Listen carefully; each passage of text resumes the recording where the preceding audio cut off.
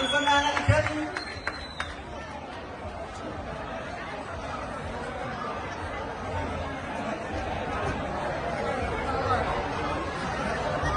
بسم الله الرحمن الرحيم. اولا مرحب بكل الحضور بكل الطلبه اللي بيدرسوا في السودان. مرحب بكم في بلدكم الثاني السودان، واكيد انتم ابناء واخوان لنا وشعب الصومال. انا ما عايزه اتكلم عن علاقه السودان وعلاقه شعب الصومال لانها علاقه يعني منذ الازل.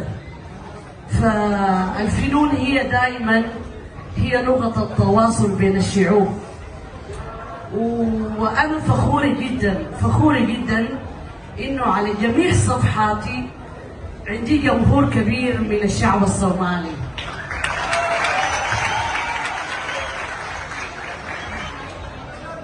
انا كمان قاعد احب الشعب الصومالي وبرتدي كثير من الازياء الصوماليه.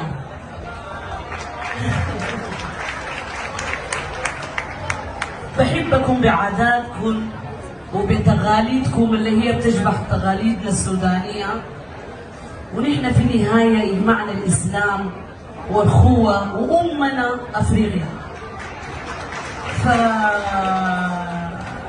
انا سعيده وشكرا كثيرا على الدعوه اللي انتم قدمتوها لي اليوم. اكيد يعني مبسوطه جدا جدا باليوم ده، وان شاء الله يعني نكون خفيفين عليكم واحتضروا ندى اختكم الكبيره وامكم كمان برضه، وبيتي فاتح لكم كمان كطلبه. انتم موجودين تحتضروا، انتم في غربه رغم ان السودان ما غربه، هو بيتكم الثاني وبلدكم الثاني. فمتى ما احتجتوا ندى انا تلقوني تحت امركم ان شاء الله، وانتظروني غريبا في الصومال. شكرا جزيلا. ندير لكم حاجه بسيطه بتقول: حبيت الشعب السوداني صومالي كمان تاني وتاني. حبيت الشعب السوداني صومالي كمان تاني وتاني.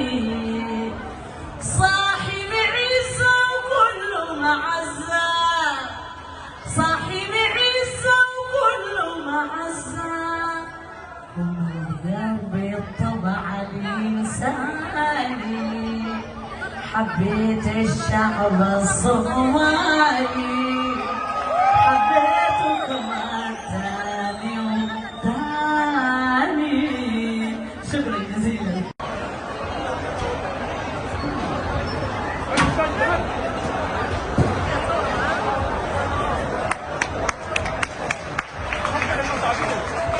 شرف عظيم جدا للفنانة العظيمة الكبيرة ندى قلعة. الآن نودع الفنان، عندها برامج كثير، وشكرا جزيلا الفنان ندى قلعة. شكرا لكم كثير، شكرا للتكريم، وكمان عايزه اشكركم على العلم اللي لبستوني له، واكيد شرف كبير بالنسبه لي علم الصومال. ان شاء الله ربنا يديكم العافيه. شكرا كثير كثير كثير، الى ان نلتقي في امان الله. ربنا يوفقكم وربنا ينجحكم ويشد حيلكم. نحن معاكم، مع اخوانكم ومع اهلكم. انتم ما غرباء، انتم بين اهلكم وبنحبكم. ربنا يوفقكم، واتمنى لكل الطلبه الموجودين النجاح والتوفيق ان شاء الله. شكرا جزيلا، شكرا جزيلا. waxawaaye mar walba waxaan jecelnaha in dadkii aad jeceshiina idin keeno.